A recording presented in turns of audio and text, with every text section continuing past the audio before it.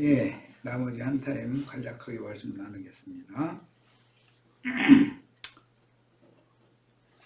예, 현세 교계에서 그럴듯한 어떤 그 사람의 교훈들을 지원해 가지고 유포시키는 자들의 그 교리와 성경의 증거인 진리 말씀과 이것을 잘 분별하는 지혜와 계시 또 명철의 영을 꼭 받으셔야 되겠어요.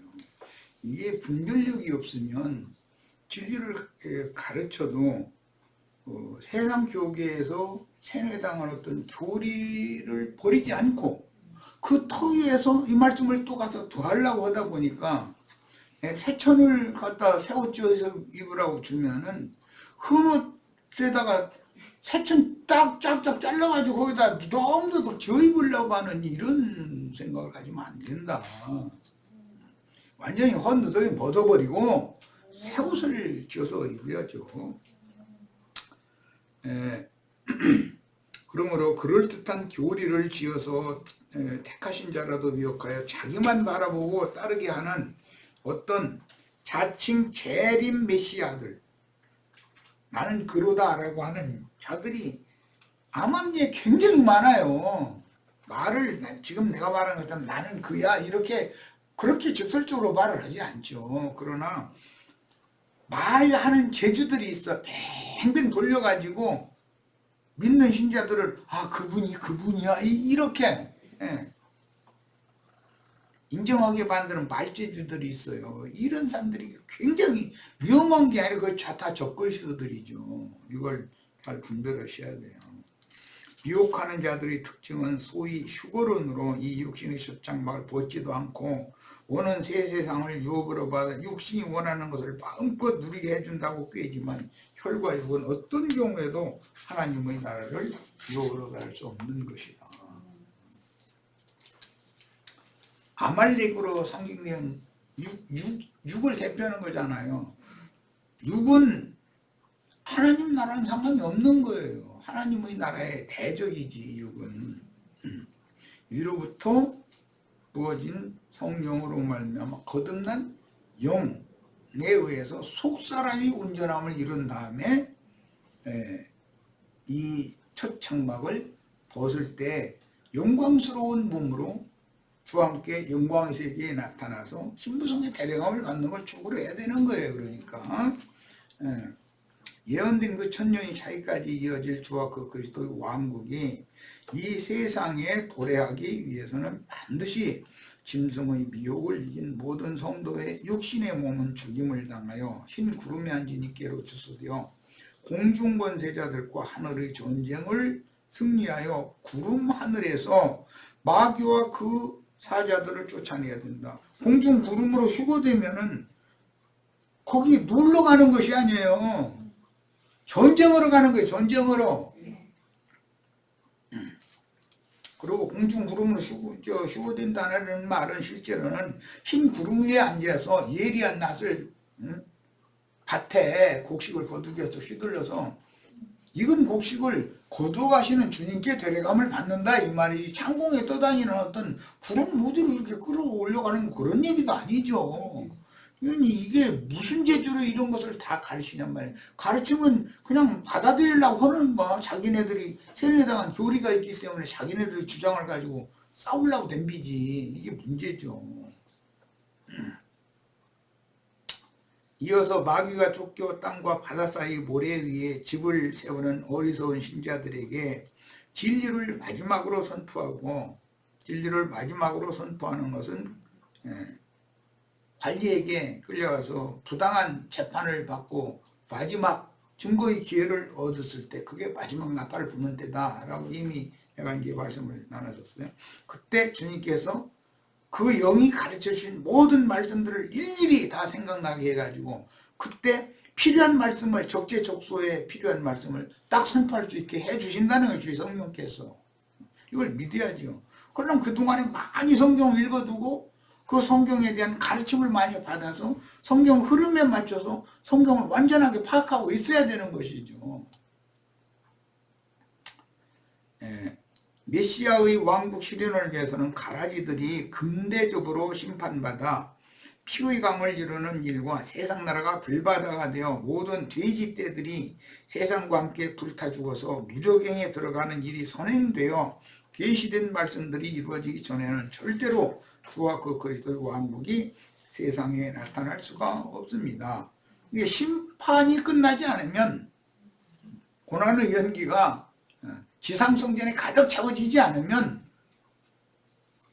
이게 그 1000년 동안 계속 이 고난 연기가 올라갈 거니까, 이제 않으면 어린 양 안의 성에라도 들어갈 자들은 없는 거다. 이제 지금 그 말이에요, 사실은.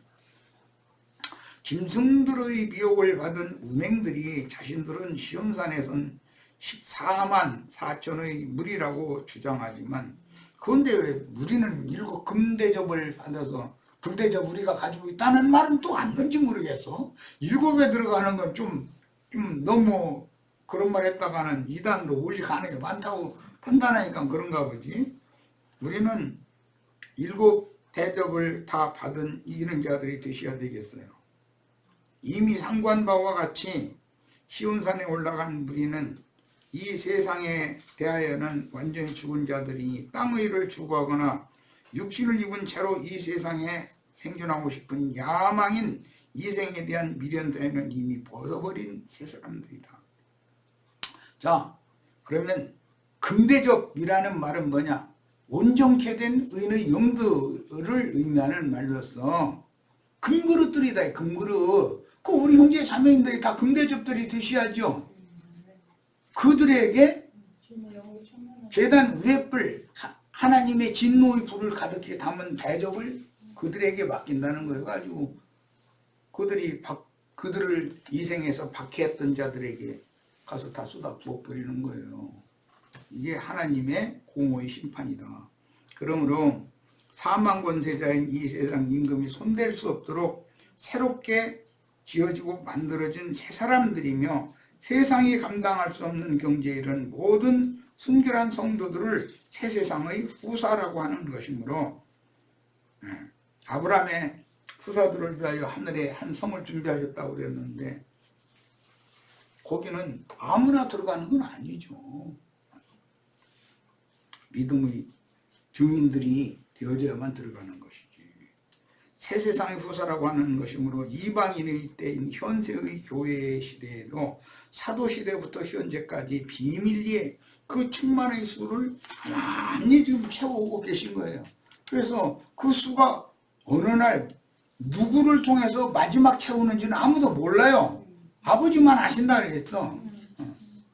여전히 세상사와 땅의 일들에 대하여 소망을 두고 육신의 끈들과 여러 가지 유혹을 뿌리칠 능력은 전혀 없으면서 육신적인 모든 욕망이 충족되기를 고대하는 육신에 속한 갓난아의 신자들이 자신들은 천국을 누리느니 시온산에선 14만 4천이니 등등 허망한 주장을 하는 것은 다른 교리의 그 혼이 취했기 때문이다. 음료가 따라주는 잔을 마시고 취해서 그러는, 독주에 취해가지고 지금.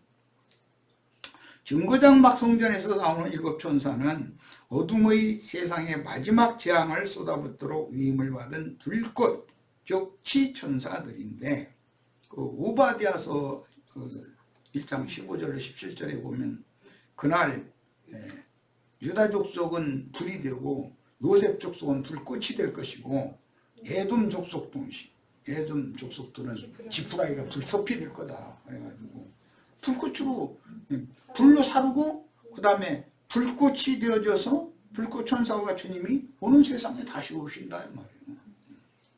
그러니까 오순절이라고 그러죠. 야, 그 다음에 그들이 가슴에 금띠를 띠고 있는 것을 볼 때 주님과 함께 모든 고난에 동참하면서 천국의 공물을 주수하던 7 교회의 사자들이요 온 땅에 보내심을 받은 하나님의 7 영들을 대표하는 사람 천사들이라는 것을 알 수가 있다. 7 천사들에게 7 금대접을 맡겼다 그러지만 사실은 그게 지음받은 그룹 천사들이 아니라 세라핌 천사들이다. 불꽃 천사들이다. 근데 불다스리는 권세가 그들에게 있는 거죠. 이제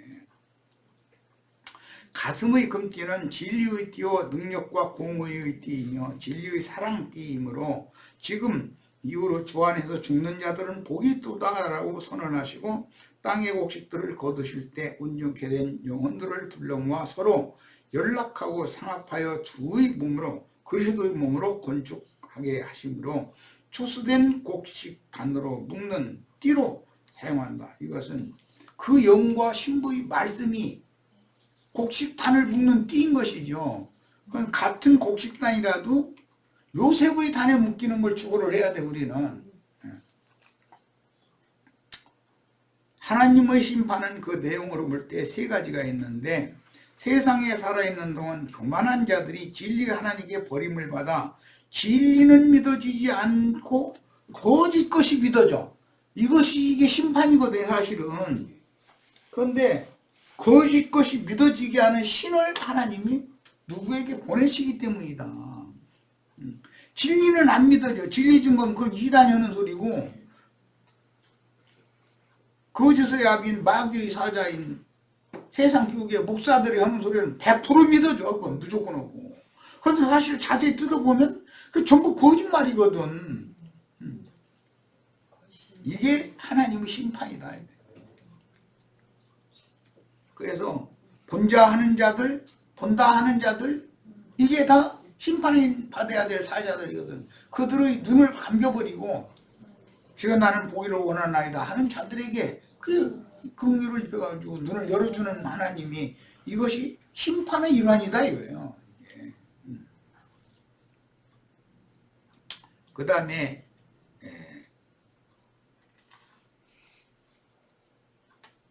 바깥 어둠에 쫓겨나는 것도 심판이죠. 다 신앙생활 했는데 그것도 심판. 버려둠을 당하는 것도 심판이. 짐승 때 버려둠을 당하면 짐승의 박해를 몸으로 다 자기가 감당해야 된다는 뜻이잖아요. 예수님이 다 감당을 하셨는데 이게 안 믿어졌기 때문에, 불완전하게 믿었기 때문에 자기가 직접 당해야 되는 거예요. 이제 또 영원한 불못에 들어가는, 그건 완전한 심판이죠. 심판이 세 가지가 있다. 신앙생활을 하는 사람인데, 눈멀게 하는 심판, 거짓 것이 믿어지고 진리는 안 믿어지게 하는 심판. 그 다음에는 가라지 그 단에 묶인 상태로 영광의 성에 들어가지 못하고 바깥 어둠에 버려둠을 당하는 심판. 믿은 자가 그런다 이거예요. 믿은 자가 최후로 불못에 완전히 던져지는 그런 최후 심판. 이 심판이라는 것이 꼭 보면 세 가지가 있다. 그런데 참 눈치채지 못하고 무서운 심판이 뭐냐, 자칭 나는 본다, 나는 성경 주잖아 읽었다, 안다 하는 자들은 소경되게 만들고 귀머거리 되게 만들어버리. 이 심판이 이게 정말 무서운 심판이죠. 분명한 하나님의 아들이나 징계로 받는 심판은 사랑하시는 그 영혼의 구원을 이루는, 회개를 이루는 심판이, 심판도 이제 종류가 있는 거예요. 사랑의 징계지만 영적으로 교만한 자들의 눈을 감기게 하시는 심판은 진리 하나님께 버림을 받는 심판이고, 복음을 대적하고 불신하는 자들에게 세상 끝에 내리시는 최후 심판은 영이 당하는 환난과 형벌이다.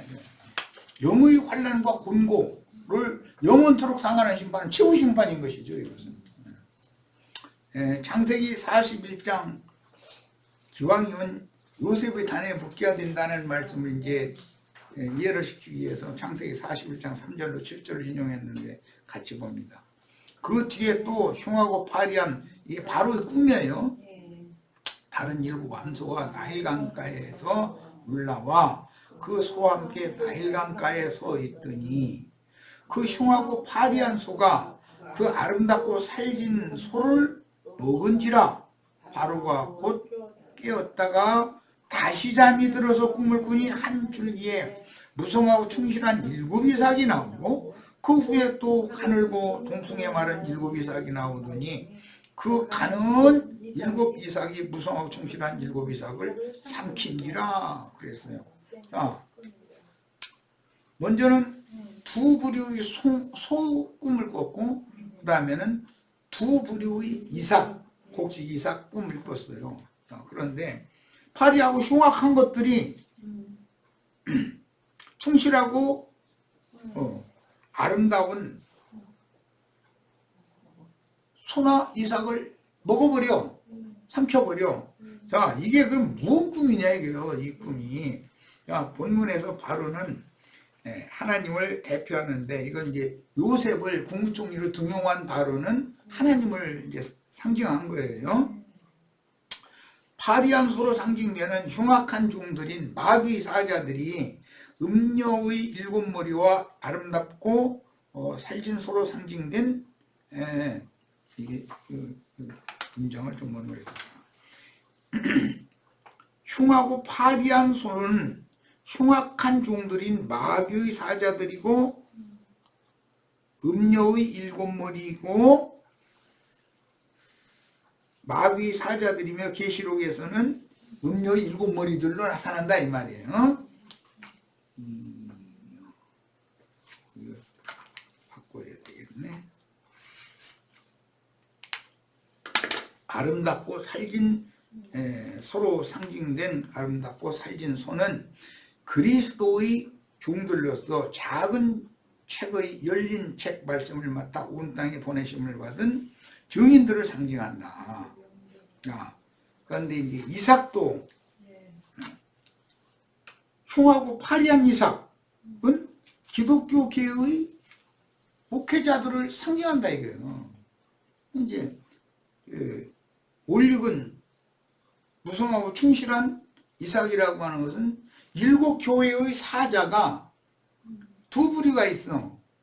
일곱 교회의 주님의 손에 있는 일곱 별들도 있지만 음녀의 일곱 머리들도 그 파리한 소들이고 흉악한 소들이고 일곱 흉한 일곱 이삭들이다 이거예요. 그러니까 항상 성경에는 두 부류가 이렇게 마련이다. 이것을 창세기로부터 계속해서 반복해서 기록을 해놓고 있어요. 그 다음에 요한복음 9장 39절로 41절을 보겠습니다. 예수께서 가라사대 내가 심판하러 세상에 왔으니 보지 못하는 자들은 보게 하고, 소경 고쳐주러 오셨죠? 바울이 사울일 때 소경이었었잖아요. 그 눈을 치료해 줬잖아요. 마음눈을 열어서. 바리새인 중에 보는 자들은 소경되게 하려 함이라. 바리새인 중에 예수와 함께 있던 자들이 이 말씀을 듣고 가라되 우리도 소경인가? 저희가 소경이지. 저희 보고 하는 말이니까. 예수께서 가라사대 너희가 소경이 되었다면 죄가 없으려니와 본다고 하니 너희 죄가 그저 있느니라. 나는 밝게 본다 한다라는 말은 목사들은 자신들이 성경 다 밝게 안다고 그러지, 나는 성경에 대해서 모른다고 하면, 나 성경 아무리 읽어도 모르겠다고 하면 강대상에 설교하면 신자들이 모여요 안 모여요? 모르겠다는 사람한테 왜 모이겠어요? 지가 성경을 다 안다고 떠드는데 전부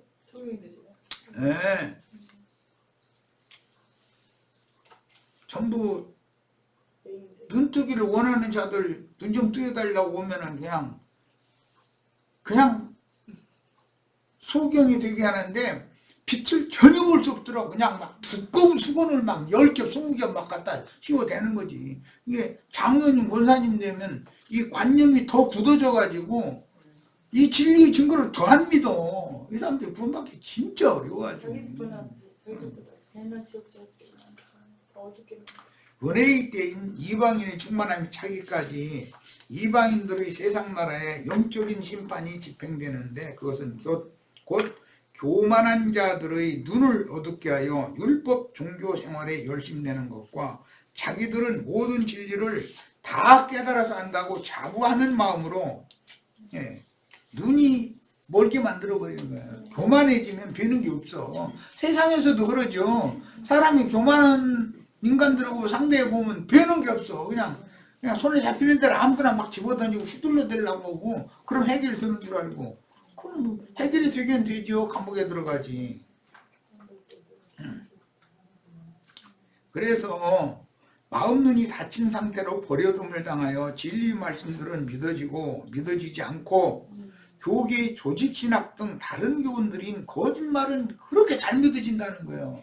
이것이 저주다. 다른 게 저주가 아니고. 그 이방인의 때가 차면 본문과 같이 7 재앙이 세상 나라에 집행되는데,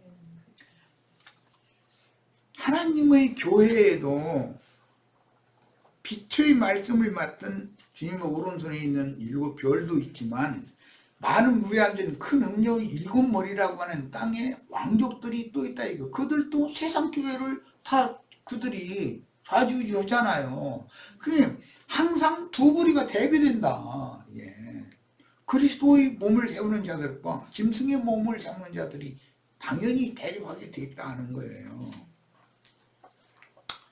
야, 이방인의 때가 차면 본문과 같이 7 재앙이 세상 나라에 집행되는데, 그때도 어린 양의 노래로 구원의 감격을 찬양할 무리는 불이 섞인 유리바다 위에 서서 심판이 집행되는 짐승들의 세상 나라를 바라보며, 그 계시록 15장 1절로 4절에 나오는 찬양을 부를 수가 있어요. 그러므로 그들은 진실한 찬양 부르는 무리가 있을 뿐 아니라 고난의 연기로 불사름 당할 때 가슴을 치면서 슬피 울며 이를 갈 자들이 있는 거예요. 또 내가 예수 제일 잘 믿은 줄 알고 우리 목사님이 세계에서 가장 유명한 불의종 능력의 종인 줄 알고 이게 따랐는데 내가 지금 속았단 말이야. 그때는 가슴 쳐도 소용없어. 이 돌이킬 때가 다 지나가 버렸기 때문에 증인들이 이리로 와서 진리의 말씀으로 새롭게 양육을 받고 지난날 가르침 받은 것 중에서 버릴 건 버리고 그걸 기초로 신앙의 터로 삼을 건 삼고 붙잡을 건 붙잡고 이렇게 해서 여기서 이제 완전한 대로 나가는 다른 새 교훈으로 완전한 대로 나가는 이런 가르침을 다시 받아서 양육받아야 된다 하면 순종하고 들어야 되는 것이거든. 그런데 이미 꽉 채워져 있는 사람은 들을 기가 없단 말이야. 하나님 말씀이 들어갈 틈이 없어.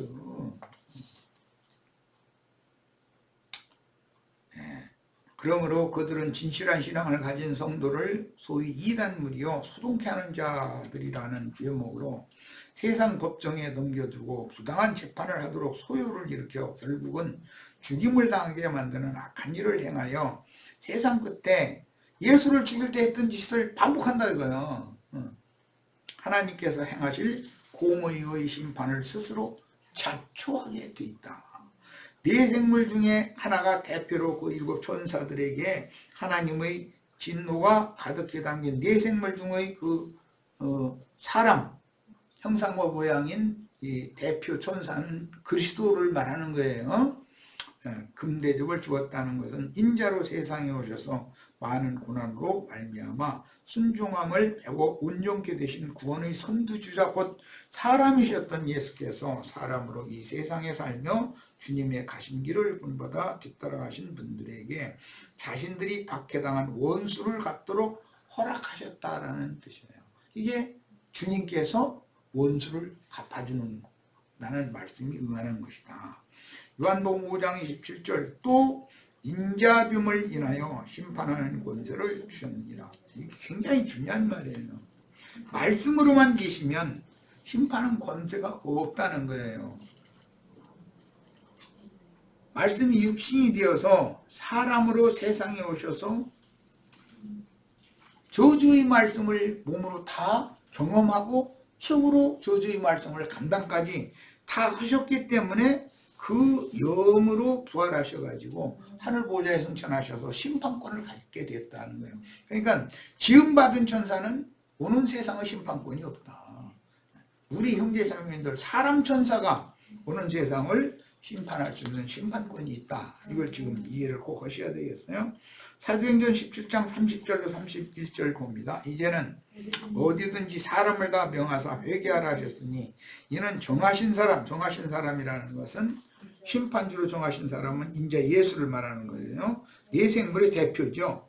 하여금 천하를 공의로 심판을 나를 작정하시고 이에 저가 죽은 자 가운데서 다시 살리신 것으로 모든 사람에게 믿을 만한 증거를 주셨음이니라 아니라.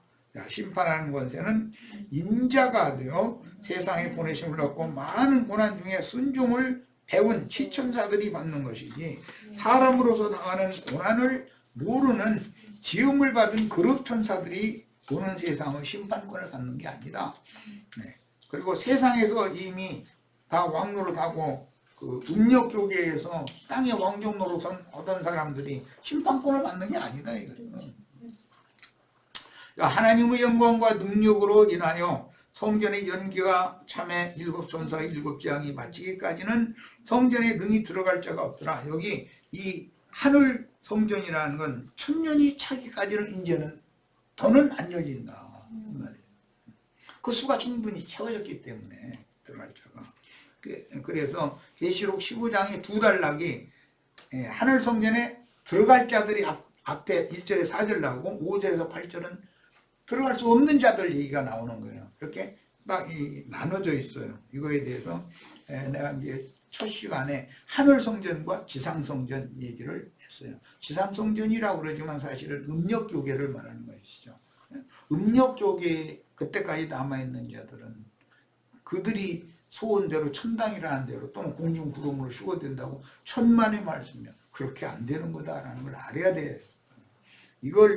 이런 말씀을 증거하면은 기독교계에 목회하는 사람들이나 기독교계의 그 다른 교원에 세뇌당한 사람들은 막 이를 갈고 달려들 거예요. 그럼 우리는 그거면 뭐냐고. 네.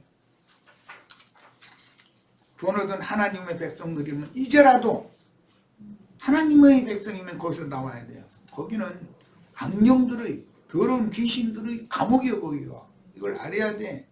이렇게 불러내는 이런 하나님의 나팔 소리를 들으면 정신을 차리고 귀담아 들어야 되는 것이죠. 자기네들의 교리 그것을 꼭 끝까지 붙잡으려고 그러면은 결국은 바깥 어둠에 버려둠을 당하고 결국은 이런 흉벌이 임할 때 가슴을 두들기면서 슬피며 이를 가는 많은 무리가 될 수밖에 없어요. 그리고 그들이 세상 정권을 잡은 짐승들에게 대대적인 박해를 받을 때 자신들이 순교한다고 생각하고 할렐루야 찬송하고 두 손 들고 별짓 다 할 거예요. 예배당에 모여가지고 처리하고 별짓. 네. 그러다가 죽임 당하면 그 영혼은 영영한 불못에 던져진다는 것을 꼭 깨달아야 돼요. 이 말을 이해하지 못하는 사람은 그것은 헛된 믿음이죠. 신앙생활 열심히 했는데 시간 버려 돈 버려 인생 다 거기다 올인해서 모든 인생을 투자를 다 했는데 결과가 그 모양이 되면 뭐냐 이거예요. 나가는 말씀은 동일한 말씀은 이제 설명하는 내용들로 되어 있기 때문에 이 정도에서 여기서 마치겠습니다. 우리 형제 자매님들은 계시록 15장의 말씀을 마치면서 부탁하고 싶은 것이 이런 명쾌하고 명확한 진리를 사람들한테 가서 잘 설득력 있게 증거를 해가지고 누구도